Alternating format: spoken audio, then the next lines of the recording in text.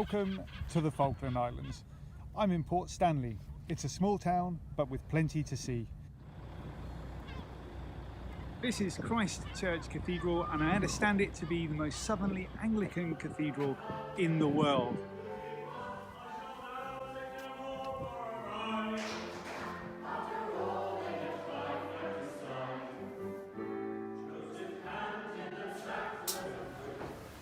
Another cool thing to do in Port Stanley, post the postcards.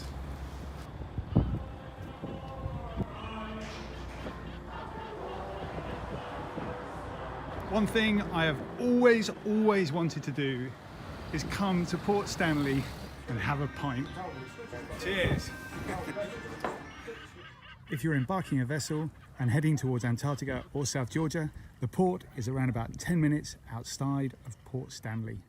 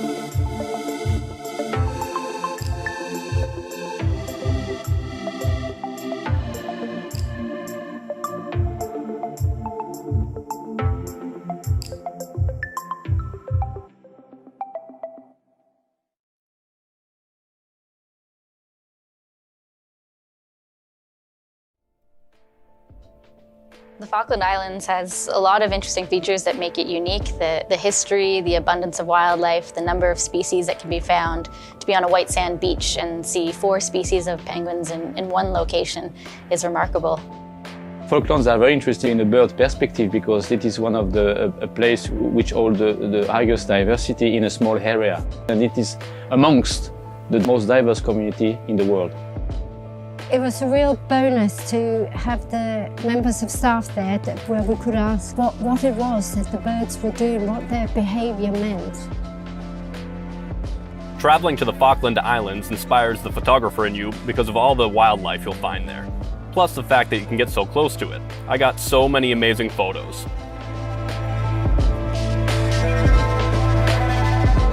Alongside the wildlife and the diversity of species that we get to see, there's also an aspect of human history in the Falklands and polar history as well.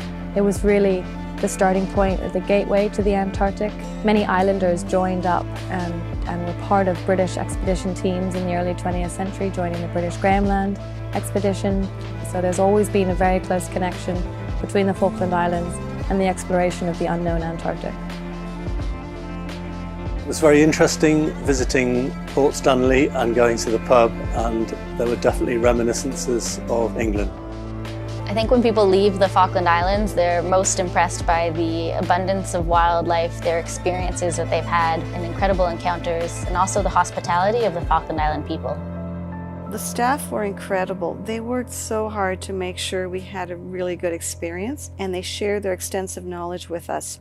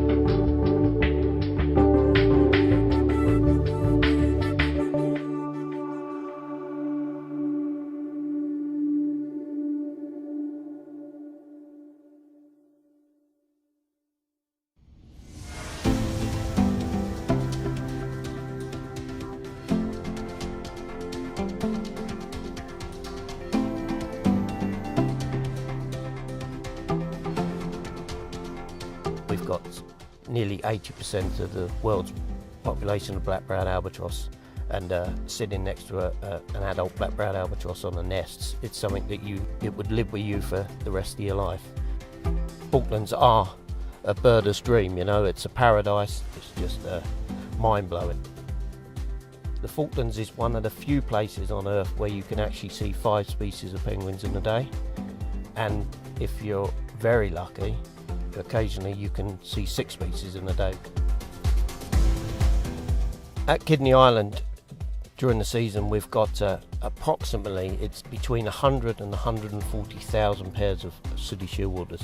They gather just before dark in large rafts on the sea, and then as daylight fades, they circle the island. It's an absolute phenomenal sight.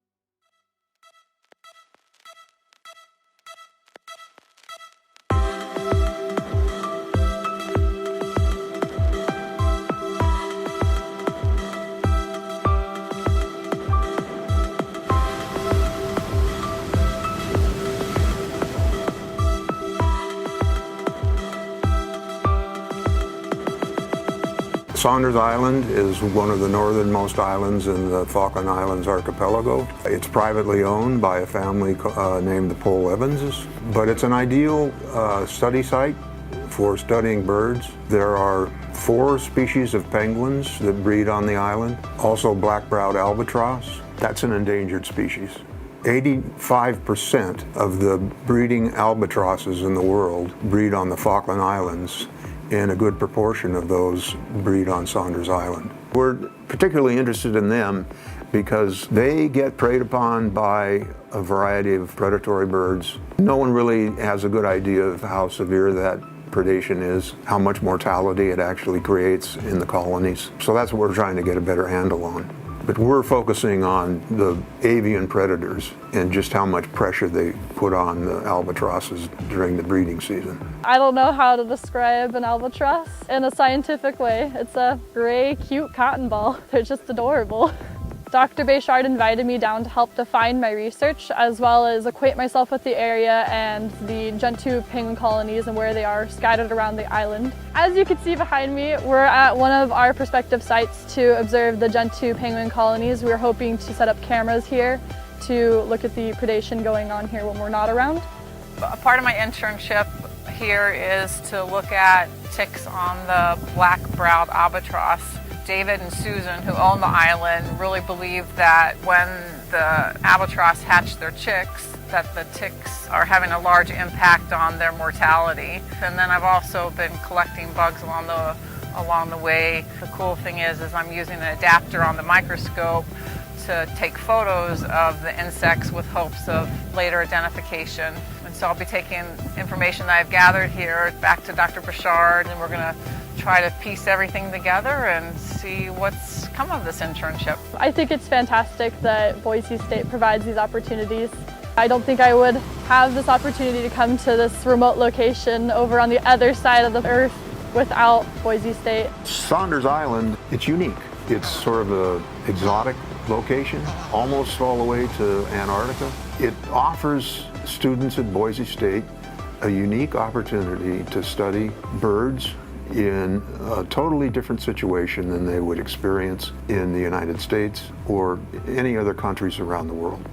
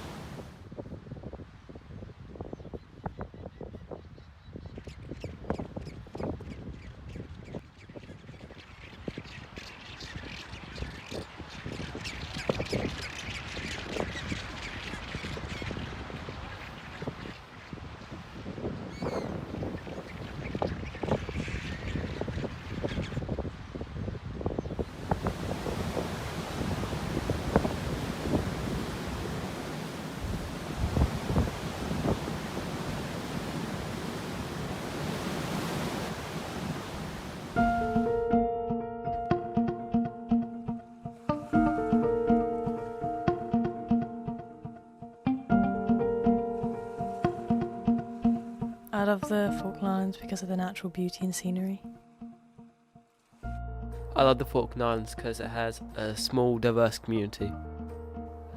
I love the Falkland Islands because of the incredible community spirit here.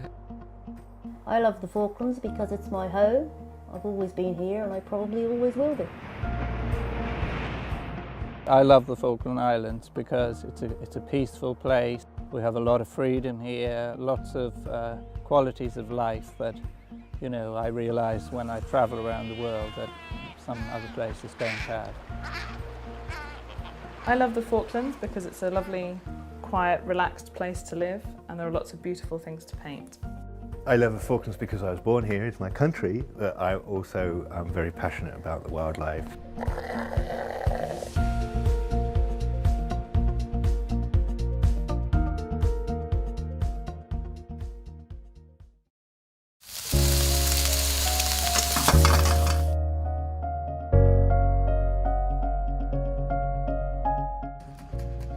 The produce that we have here in the Falklands is just amazing.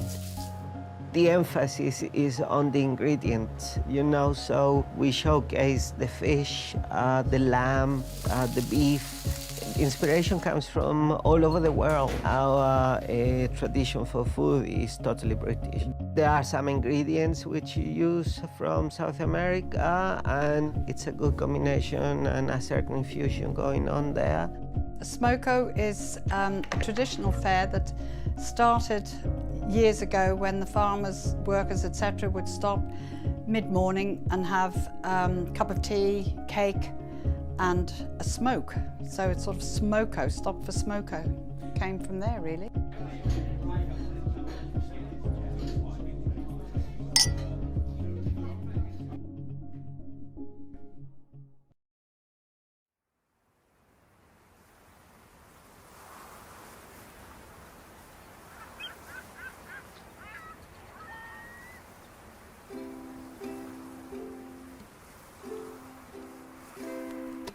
I just wanna know where the world goes.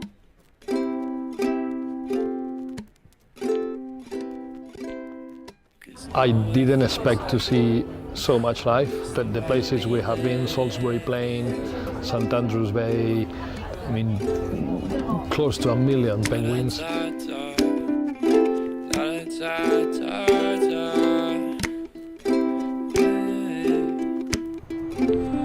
What's special to me about going on trips like this is they're intensely social. You meet so many interesting people because almost by definition the sort of people that would want to go on a trip like this are inherently interesting.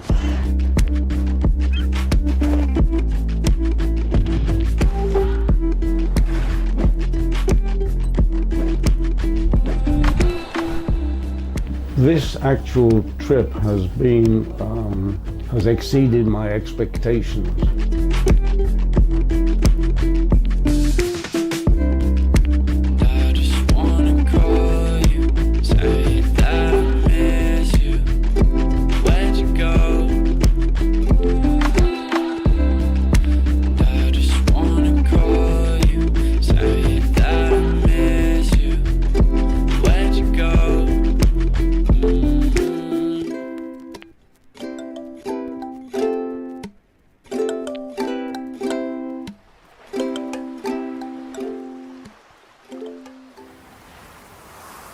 I think South Georgia was a surprise to me.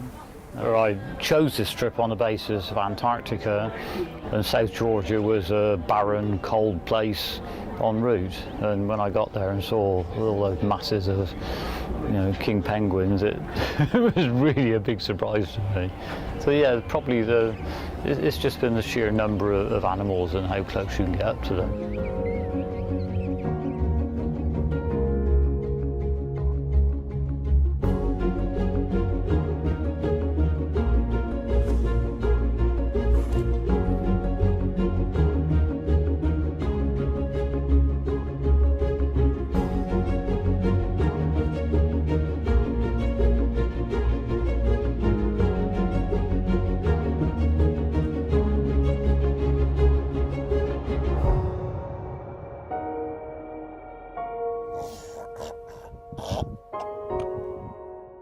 very, very few places on Earth you see so much life, so many animals doing so many different things at the same time. So that was really a highlight.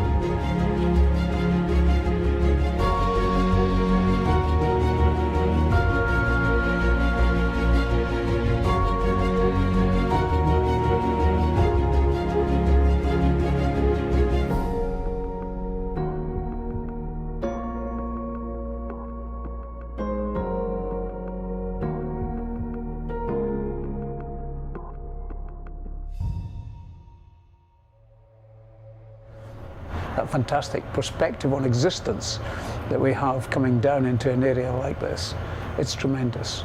We are but nothing in this landscape, and that is really a superb feeling when you understand that.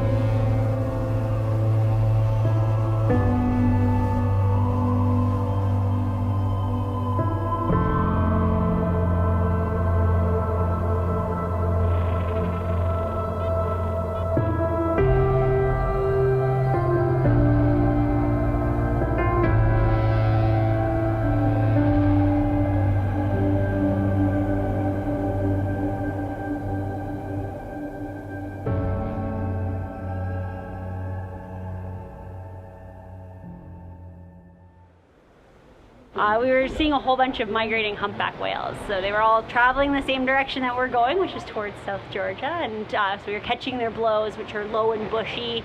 And then, you know, we started seeing the back, which is quite robust and rotund, and the dorsal fins. And then for them, they all like to dive, raising their tail flukes. So those were coming up into the air. And so we were catching that as the sun was going along.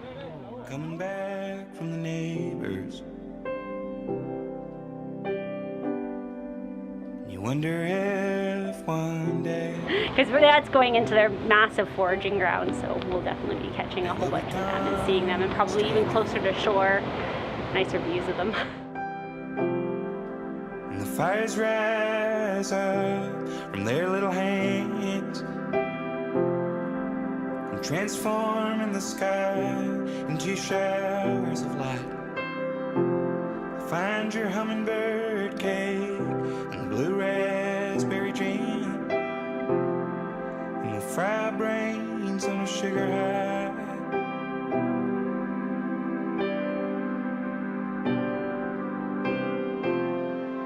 And tie your feet, or you'll shoot off in the night with the violet balloons. If you're out there, you should think seriously of coming on an ocean-wide expedition. It's a stunning experience, totally memorable, one you will never forget.